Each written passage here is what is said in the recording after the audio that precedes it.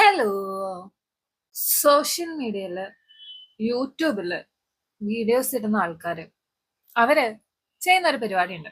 ഫാമിലിയിൽ എന്തെങ്കിലുമൊക്കെ ഒരു പ്രശ്നം ഉണ്ടാവും, അല്ലെങ്കിൽ ഡിവോഴ്സ് ആയിരിക്കും. അവര് അവരുടെ ഓഡിയൻസിന്റെ മുന്നിലോട്ട് ഓരോന്നായിട്ട് പൂർണ്ണമായിട്ടും വ്യക്തമായിട്ടും പറഞ്ഞില്ലെങ്കിലും ഹിന്റ് കൊടുത്തിട്ട് ഓരോ കാര്യങ്ങൾ ഇങ്ങനെ ഇട്ടുകൊടുക്കും. അത് കാണുമ്പോ ഇവരെ ഡെയിലി വാച്ച് ചെയ്യുന്ന ഒരാളാവുമ്പോ അവർക്കത് മനസ്സിലാവും എന്തോ പ്രശ്നമുണ്ട്. അത് വെച്ചിട്ട് ഇവര് കമന്റ് ബോക്സിൽ വന്ന് ചോദ്യങ്ങൾ ചോദിക്കും.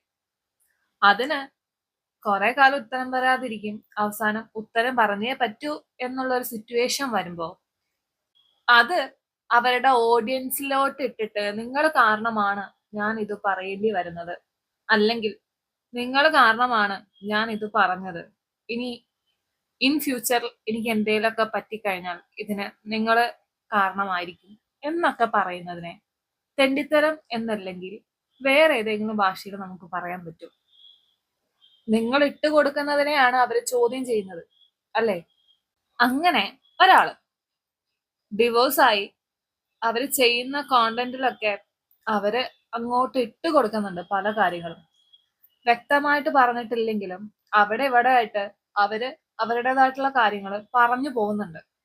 അവസാനം അത് ഒരു വീഡിയോ ആയിട്ട് ചെയ്യേണ്ടി വരുമ്പോ അല്ലെങ്കിൽ വന്നപ്പോ അവര് പറഞ്ഞ ചില കാര്യങ്ങള് സിലു ടോക്സ്. നമുക്ക് അവർ പറയുന്ന ചില കാര്യങ്ങളൊന്ന് കേൾക്കാം. ഹായ് ഓൾ, അസ്സലാമു അലൈക്കും. അങ്ങനെ നിങ്ങൾ ഒരുപാട് പേര് കുറെ ദിവസങ്ങളായിട്ട് ചോദിച്ചുകൊണ്ടിരിക്കുന്ന ഒരു കാര്യം ഏതായാലും പറയാം എന്ന് വിചാരിച്ചു. താല്പര്യത്തോടെ ഇഷ്ടത്തോടെ പറയുന്ന ഒരു കാര്യമൊന്നല്ല, ഗതികെട്ടതുകൊണ്ട് വേറെ വഴിയില്ലാത്തതുകൊണ്ട് പറയുന്ന ഒരു കാര്യമാണ്. ഈ സിറ്റുവേഷനിൽ കൊണ്ട് എത്തിച്ചതാരാണ്? നിങ്ങൾ ഓരോന്നായിട്ട് നിങ്ങളുടെ ഓഡിയൻസിന്റെ മുന്നിൽ ഇട്ട് കൊടുത്തപ്പോഴാണ് അവര് ഇങ്ങോട്ട് ചോദ്യങ്ങൾ ചോദിച്ചത്. നിങ്ങൾ തന്നെ പറയുന്നു ഗതികെട്ട് പറഞ്ഞു പോകുന്നതാണ്. അങ്ങനെ ഒരു സിറ്റുവേഷനിൽ നിങ്ങൾ എത്തിയിട്ടുണ്ടെങ്കിൽ അതിന് ഉത്തരവാദിത്വം ആർക്കാ? അതായത് എന്റെ ഹസ്ബൻഡിനെ ഒളിപ്പിച്ച് വെച്ചോണ്ട് രണ്ടുപേരും കൂടെ റീച്ചിന് വേണ്ടി കളിക്കുന്ന ഒരു നാടകമാണോ? ആളെവിടെ? ആള് നാട് വിട്ടോ? ആള് വേറെ പെണ്ണ് കെട്ടിയോ? ആളെ ഞാൻ ചതിച്ചിട്ട് വന്നതാണോ? അങ്ങനെ ഒരുപാട് കാര്യങ്ങൾ. 2006 ഞങ്ങളുടെ വിവാഹം നടക്കുന്നത്. എന്നെ 17 വയസ്സും 3 മാസം പ്രായമുള്ള ആ ഒരു സമയത്ത്. അതിന് മുമ്പ് എനിക്ക് ഒരു റിക്വസ്റ്റ് ഉണ്ട്. വീഡിയോസ് എടുത്ത് റിയാക്ഷൻ ചെയ്യുന്ന, നല്ല രീതിക്ക് റിയാക്ഷൻ ചെയ്യുന്ന ആൾക്കാരോടും, അല്ലെങ്കിൽ അറിയാത്ത കാര്യങ്ങൾ പല രീതിക്ക് വളച്ചൊടിച്ച് അവരുടേതായിട്ടുള്ള ഇഷ്ടത്തിന് റിയാക്ഷൻ ചെയ്ത് ഈ സമൂഹത്തിന് മുമ്പിൽ ദയവ് ചെയ്ത് എന്റെ മക്കളോർത്ത്, എനിക്ക് 5 മക്കളാണ്, അവരെ ഭാവി ഓർത്ത് അവരുടെ മനസ്സമാധാനത്തിന് വേണ്ടിയിട്ട് ഞങ്ങൾ ഒരു കണ്ടന്റാക്കി എടുക്കരുത്. എനിക്ക് നല്ലോണം പേടിയുണ്ട്. പേടിയുള്ള ഒരു കാര്യം ആയിരുന്നു അത്. ആരും മുന്നിൽ പോയി വിട്ടുകൊടുക്കരുത് എന്ന് വിചാരിച്ചൊരു കാര്യമാണ്. നിങ്ങള് ഇത് സോഷ്യൽ മീഡിയയിൽ കൊണ്ട് ഇട്ട സ്ഥിതിക്ക് എന്തായാലും അതില് എന്തെങ്കിലുമൊക്കെ തോന്നുവാണെങ്കിൽ ആൾക്കാരെടുത്ത് റിയാക്ട് ചെയ്യും. അവിടെ നിങ്ങൾ വന്നിട്ട് ചെയ്യരുത് എന്ന് പറഞ്ഞു കഴിഞ്ഞാൽ കാര്യമില്ല. ആൾക്കാർ ചെയ്യും. ആൾക്കാർക്ക് അത് ശരിയല്ല എന്ന് തോന്നുവാണെങ്കിൽ ഉറപ്പായിട്ട് അവരത് ചെയ്യും. അല്ലെങ്കിൽ നിങ്ങളെ സപ്പോർട്ട് ചെയ്യുന്ന ആൾക്കാരുണ്ടെങ്കിൽ അവരതെടുത്ത് ചെയ്യും.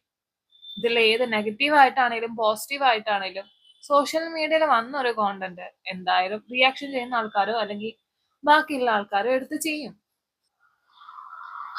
ഇപ്പൊ തന്നെ ഒരുപാട് പേര്, കുറച്ച് പേരെങ്കിലും ഹാഷ്ടാഗ് യൂസ് ചെയ്യുന്നത് കാണുമ്പോൾ സങ്കടം വരും. Silu talks divorce case, Silu talks family issue, Silu talks family problem, ഇങ്ങനെയൊക്കെ പറഞ്ഞിട്ടാണ് ഒരു വീഡിയോ ഇടുന്നത്. അതായത് എന്നെ വെച്ച് എന്റെ ആ ഒരു സംഭവം അറിയാനുള്ള ആൾക്കാരുടെ ക്യൂരിയോസിറ്റി മുതലാക്കിക്കൊണ്ട് എന്താണ് പോലും അറിയാത്ത കാര്യങ്ങൾ അഭിപ്രായം പറയുമ്പോൾ അതിന്റെ പുറകിൽ വേദനിക്കുന്ന ഒരുപാട് ഹൃദയങ്ങൾ ഉണ്ട് എന്നുള്ളത് മനുഷ്യത്വത്തിന്റെ പേരിൽ ഒന്ന് ആലോചിക്കാം.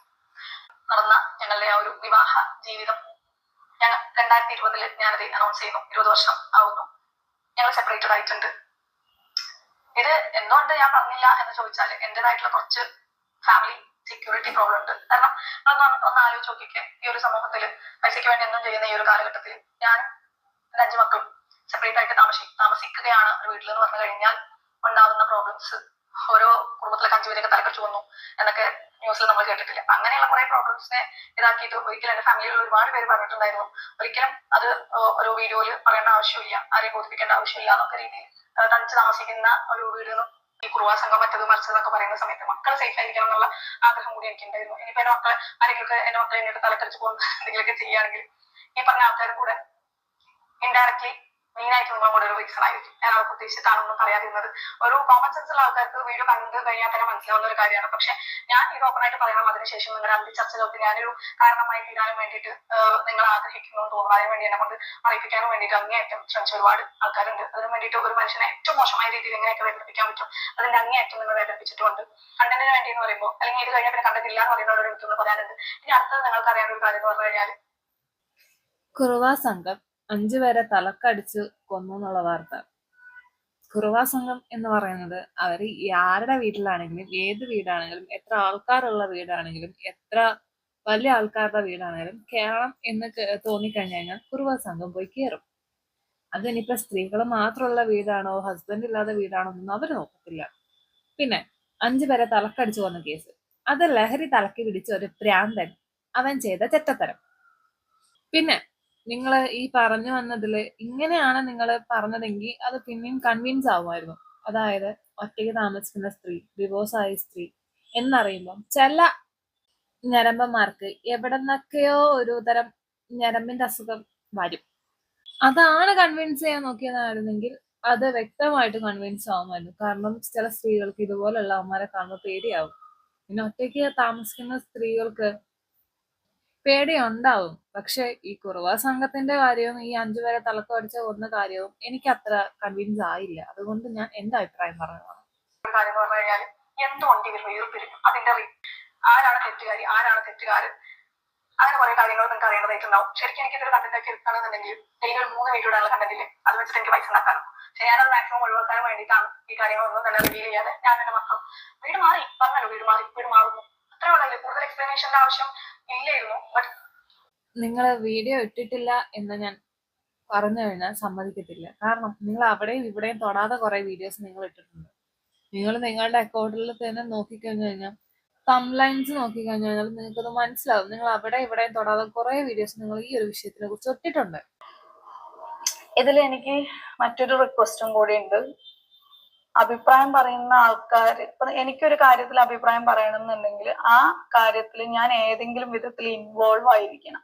എനിക്ക് നേരിട്ട് അറിയുന്ന കാര്യങ്ങളായിരിക്കണം. അല്ലാത്ത കാര്യത്തിൽ ഞാൻ അഭിപ്രായം പറയുന്നതിനോട് എനിക്ക് യോജിപ്പില്ല. അതേപോലെ തന്നെ ഇപ്പൊ എന്നെ കുറിച്ച് കുറ്റം പറയാനോ, അല്ലെങ്കിൽ മക്കളുടെ വാപ്പനെ കുറിച്ച് കുറ്റം പറയാനോ ഈ കാണുന്ന ആൾക്കാർക്ക് ആർക്കും തന്നെ അവകാശമില്ല. ആളെ കുറിച്ച് ഈ ഭൂമിയിൽ കുറ്റം പറയാൻ അവകാശമുള്ള ഒരാള് ഞാൻ മാത്രമായിരിക്കും. കാരണം ഞാനാണ് കൂടെ ജീവിച്ചിട്ടുള്ളത്. ഈ പറയുന്ന ആൾക്കാരെ കൂടെ ജീവിക്കുകയോ അല്ലെങ്കിൽ അവരുടെ കൂടെ ഏതെങ്കിലും രീതിയിൽ എങ്ങനെയെങ്കിലും ഇടപഴകുകയോ ചെയ്യാത്തടത്തോളം കാലം അവരെ കുറ്റം പറയാനും, അതേപോലെ എന്നെ കുറ്റം പറയാനും, അല്ലെങ്കിൽ എന്റെ ഫാമിലിനെ കുറ്റം പറയാനും ഒന്നും ആർക്കും അവകാശമില്ല. അതുകൊണ്ട് ദയവേത് പ്രശ്നങ്ങൾ കൂടുതൽ വഷളാക്കാതിരിക്കാൻ നിങ്ങൾ ഹെൽപ്പ് ചെയ്യണം. നിങ്ങളുടെ ഡേ ടു ഡേ ലൈഫിൽ നടക്കുന്ന കാര്യങ്ങള് നിങ്ങളെടുത്ത് സോഷ്യൽ മീഡിയയിൽ പോസ്റ്റ് ചെയ്യുമ്പോൾ അതില് ആൾക്കാർ ഡയറക്റ്റ് ഇൻവോൾവ് ആവോ ഇല്ലയോ? ഈ ഫാമിലി ബ്ലോഗ് ചെയ്യുന്ന ആൾക്കാര് അവരുടെ എല്ലാ കാര്യങ്ങളും സോഷ്യൽ മീഡിയയിൽ എടുത്തിടുന്നുണ്ട്. അതുകൊണ്ടാണ് പല കാര്യങ്ങളിലും ഓഡിയൻസ് ഇൻവോൾവ് ആവുന്നത്. അപ്പൊ അങ്ങനെയുള്ള ആൾക്കാരുടെ അടുത്ത് പോയിട്ട് നിങ്ങൾ ഇൻവോൾവ് ആവരുത്, നിങ്ങൾ ഇതിൽ ഡയറക്റ്റ് ബന്ധമില്ല എന്ന് നിങ്ങൾ പറഞ്ഞു കഴിഞ്ഞാൽ അത് എന്ത് മര്യാദയാണ്? നിങ്ങൾ നിങ്ങളുടെ പേഴ്സണൽ ലൈഫ് കൊണ്ടുവന്നിട്ട് ആൾക്കാരുടെ മുന്നിൽ ഇട്ട് കൊടുത്തിട്ട് നിങ്ങൾ ഇതിൽ ഡയറക്റ്റ് ഇൻവോൾവ് ആവരുത്, അല്ലെങ്കിൽ നിങ്ങൾക്ക് ഇതിൽ ഡയറക്റ്റ് ഇൻവോൾവ്മെന്റ് ഇല്ല എന്ന് പറയുന്നതിൽ വല്ല ലോജിക്ക് ഉണ്ടോ എന്ന് സ്വയം ഒന്ന് ആലോചിച്ച് നോക്കുക.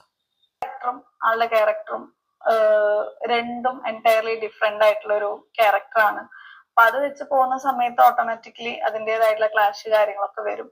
ഉപ്പില്ലാത്തൊരു കുട്ടികളായിട്ട് അവർ വളരാനോ, അല്ലെങ്കിൽ ഉമ്മില്ലാത്തൊരു കുട്ടികളായിട്ട് വളരാനോ എനിക്ക് താല്പര്യമില്ല. അതായത് ഈ പ്രശ്നങ്ങളോ അടിയൊക്കെ നടന്ന് അങ്ങോട്ടും ഇങ്ങോട്ടും കൊന്നു മറ്റേ ചെയ്തു ഇത് ചെയ്തു, അതിനേക്കാളൊക്കെ ഏറ്റവും നല്ലതല്ലേ രണ്ടാള് രണ്ടു ഭാഗത്ത് നിൽക്കുക, മക്കളുടെ കാര്യങ്ങൾ നോക്കി, താല്പര്യമുണ്ടെങ്കിൽ മാത്രം മക്കളുടെ കാര്യങ്ങൾ നോക്കി ജീവിക്കുക എന്നുള്ളത്.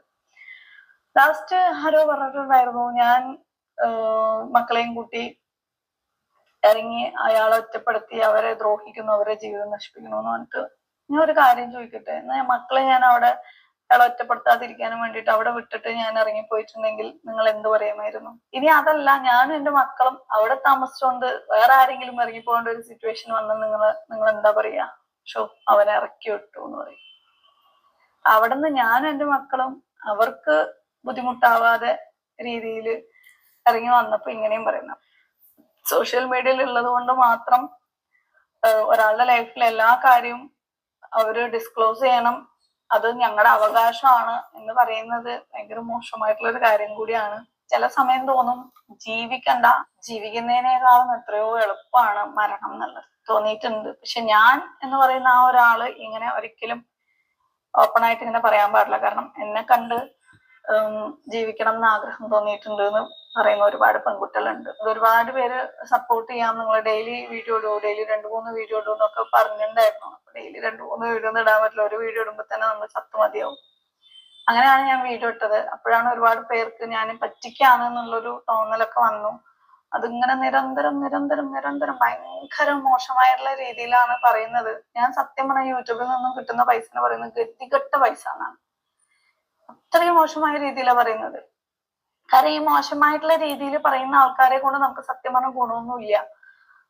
ഇഷ്ടത്തോടെ വീഡിയോ കാണുന്ന ഉടനെ വീഡിയോ ലൈക്ക് ചെയ്ത് നല്ല കമന്റ്സ് കാര്യങ്ങളൊക്കെ ഇട്ട് അതിൽ ഫുള്ളായിട്ട് എൻഗേജ് ചെയ്ത് നിൽക്കുന്ന ആൾക്കാർ കാണുന്നത് കൊണ്ട്, പിന്നെ യൂട്യൂബ് മുതലാളി അവിടുന്ന് അതിനനുസരിച്ചുള്ള പരസ്യങ്ങൾ ഇടുന്നതുകൊണ്ട് യൂട്യൂബ് മുതലാളി അവിടുന്ന് തരുന്ന പൈസയാണ്. അതിന് പോലും ഇവരുടെ ആരെങ്കിലും ഒക്കെ വീട്ടിൽ നിന്നോ അല്ല സ്വത്തും ഇതാക്കി നമുക്ക് തരുന്ന പോലെ ഞങ്ങൾ കണ്ടിട്ടാണ് നിനക്ക് പൈസ കിട്ടുന്നത്, ഞങ്ങളുടെ ചെലവിലാണ് നീ ജീവിക്കുന്നത് എന്നുള്ള രീതിയിൽ ഒക്കെ പറഞ്ഞ് നിനക്ക് നീ റീച്ച് കിട്ടാൻ വേണ്ടിയിട്ടാണ്.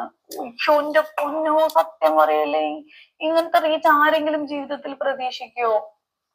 നിങ്ങളുടെ വായനൊക്കെ ഇങ്ങനെ കേൾക്കാൻ ഒരു സാധാരണ ഒരു മനുഷ്യനെ കൊണ്ട് കഴിയുമോ? ഒളിപ്പിച്ച് വെച്ചതോ ഒന്നല്ല, ഞാൻ ഒറ്റയ്ക്കാണ്. ഓൾവേസ് ഞാൻ ഒറ്റയ്ക്കായിരുന്നു. ഇത്ര ഗതികെട്ട പൈസ ആണെങ്കിൽ പിന്നെ എന്തിനാണാവോ യൂട്യൂബിൽ നിങ്ങൾ വീഡിയോ ഇടുന്നത്? നിങ്ങൾ വീഡിയോ ഇടണ്ട, നിങ്ങൾ നിർത്തിപ്പോ. ആരും നിങ്ങളെ നിർബന്ധിക്കുന്നില്ല വീഡിയോ ഇടണമെന്നുള്ളത്.